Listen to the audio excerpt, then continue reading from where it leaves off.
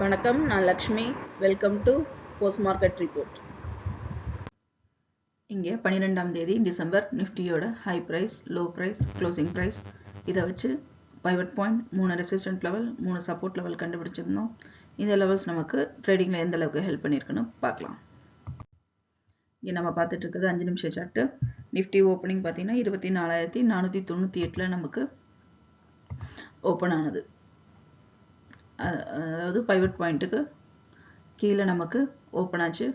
Open ஆகி நமக்கு பார்த்தீங்கன்னா தொடர்ந்து சப்போர்ட் லெவல் 1ஐயும் பிரேக் அவுட் பண்ணி, 2ஐயும் பிரேக் அவுட் பண்ணி, 3ஐயும் பிரேக் அவுட் பண்ணிச்சு.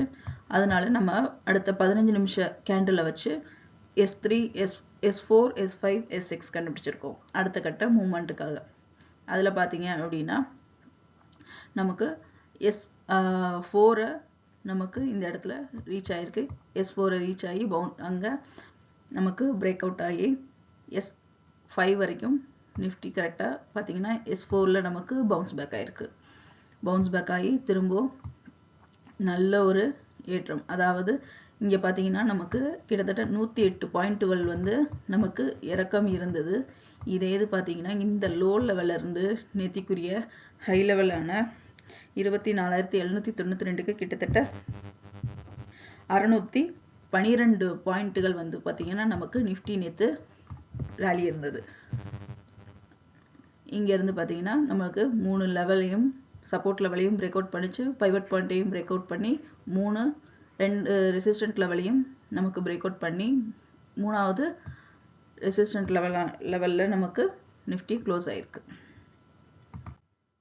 இங்கே நம்ம பார்த்துட்டு இருக்கிறது 1 ஹவர் சார்ட்டு. நம்மளோட ப்ரீ மார்க்கெட் ரிப்போர்ட்டில் சொல்லியிருப்போம் 6 நாட்கள் வந்து தொடர்ந்து இந்த கன்சாலிடேஷன் நடந்தால் அடுத்து ஒரு ஃப்ளக்சுவேஷன் வரதுக்கான வாய்ப்பு இருக்குன்னு. அதே மாதிரி நம்ம கணிச்சிருந்தது. இந்த இடத்துல 6 நாட்கள் நமக்கு தொடர்ந்து வந்திருக்கு. வெள்ளிக்கிழமை கண்டிப்பாக ஒரு ஃப்ளக்சுவேஷன் வரும் அப்படின்னு சொல்லி, ஒரு கரெக்ஷன் அண்ட் ஃப்ளக்சுவேஷன் வரதுக்கு வாய்ப்பு இருக்குது அப்படின்னு ப்ரீ மார்க்கெட் ரிப்போர்ட்டில் சொல்லியிருந்த மாதிரி பார்த்தீங்கன்னா ஒரு கரெக்ஷன் கொடுத்து நமக்கு ஒரு ஃப்ளக்சுவேஷன் வந்திருக்கு. மேலும் பார்த்தீங்கன்னா நம்மளுடைய சப்போர்ட் லெவலில் டச் பண்ணியிருக்கா அப்படின்னு பார்த்தோம் அப்படின்னா லோ லெவல் பார்த்தீங்கன்னா 24,180 நமக்கு இந்த லெவலுக்கு வரவே இல்லை. ரெசிஸ்டன்ட் ஹை லெவல் பார்த்தீங்கன்னா 24,792 நமக்கு இந்த லெவலில் ரீச் ஆயிருக்கு. மேலும் 750ஐயும் நமக்கு ரீச் ஆயிருச்சு. அதாவது க்ளோசிங் வந்து 24,768. இதுக்கு மேலே போய் தான் நமக்கு நிஃப்டி க்ளோஸும் ஆயிருக்கு. நம்ம அடுத்த லெவல் என்ன பார்ப்போம்னா 25,000. இந்த 25,000 நமக்கு பிரேக் அவுட் பண்ணுதா அப்படிங்கிறத பொறுத்திருந்து பார்ப்போம். இங்கே நம்ம பார்த்துட்டு இருக்கிறது 4 ஹவர் சார்ட்டு. இதில் பார்த்தீங்கன்னா முதல் பாதியில் நமக்கு நல்ல நெகட்டிவ்ல மூவ்மெண்ட் இருந்தாலும் அந்த முதல் பாதியிலேயே திரும்பவும் பார்த்தீங்கன்னா நமக்கு நிஃப்டி வந்து பவுன்ஸ் பேக் ஆச்சு. பவுன்ஸ் பேக் ஆகி இந்த இடத்துல பையரோட டாமினேஷன் அதிக லெவலில் இருந்தது. இரண்டாவது பாதியில் பார்த்தீங்கன்னா நமக்கு நல்லாவே தெரியுது பையரோட டாமினேஷன் அதிக லெவலில் தான் நமக்கு க்ளோஸ் ஆகிருக்கு. மேலும் இந்த இடம் பார்த்தீங்க அப்படின்னா நமக்கு கரெக்டான நெக்லைனில் ரெசிஸ்டன்ட் லெவல் 3ல் போய் நமக்கு க்ளோஸ் ஆகிருக்கு. அப்போ இந்த லெவலில் நமக்கு பிரேக் அவுட் ஆகுதா அல்லது பவுன்ஸ் பேக் ஆகுதா அப்படிங்கிறதையும் நம்ம யோசிச்சு தான் நம்மளோட ட்ரேடிங் டெக்னிக்ஸை அமைச்சுக்கணும்.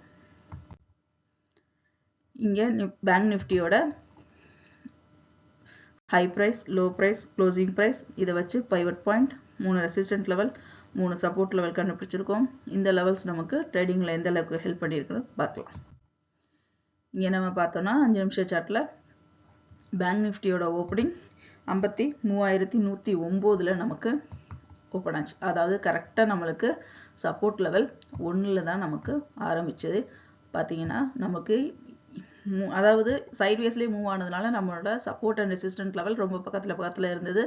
அதனால ஈஸியாக நம்மளோட 3 லெவலையும் பிரேக் அவுட் பண்ணிச்சு. அதனால நம்ம அடுத்து 30 நிமிஷ கேண்டிலை வச்சு அடுத்து S4, S5, S6 வந்து நம்ம கண்டுபிடிச்சிருக்கோம். கண்டுபிடிச்சு அந்த லெவல்ஸை நம்ம ட்ரா பண்ணிருக்கோம். அதில் பார்த்தீங்கன்னா நமக்கு இங்கே S4 பிரேக் அவுட் பண்ணியிருக்கு.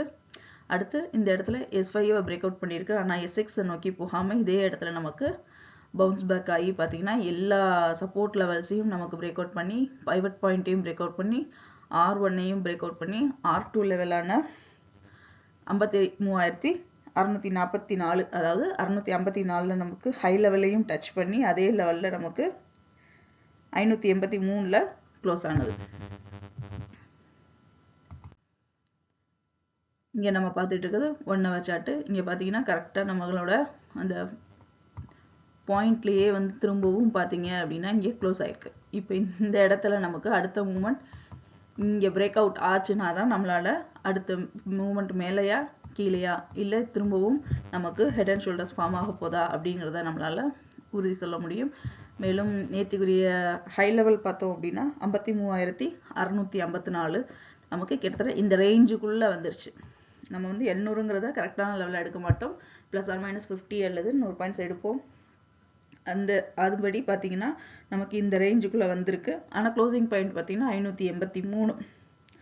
அதனால நம்ம இந்த ஜோனுக்குள்ளே வந்துட்டு திரும்பவும் பேங்க் நிஃப்டி கொஞ்சம் கீழே இறங்கியிருக்கு.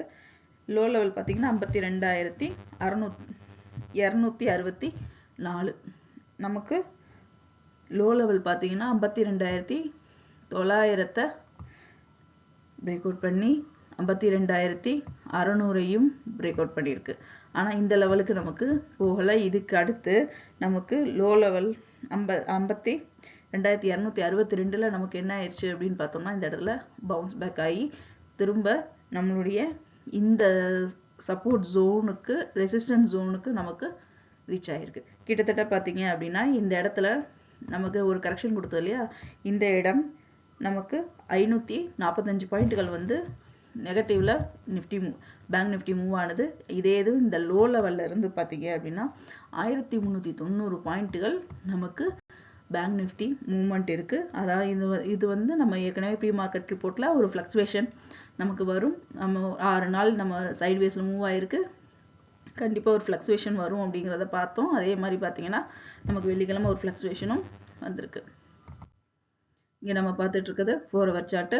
இதில் பார்த்தீங்கன்னா நமக்கு முதல் பாதி நெகட்டிவ்ல மூவ் ஆனாலும் கொஞ்ச நேரத்துலேயே நமக்கு அது பவுன்ஸ் பேக் ஆயிடுச்சு. பவுன்ஸ் பேக் ஆகி நமக்கு பையரோட டாமினேஷன் அதிக லெவலில் முதல் பாதியிலையும் சரி இரண்டாவது பாதியிலையும் பையரோட டாமினேஷன் அதிக லெவலில் நமக்கு க்ளோஸ் ஆயிருக்கு. மீண்டும் அடுத்த வீடியோவில் சந்திப்போம். நன்றி, வணக்கம்.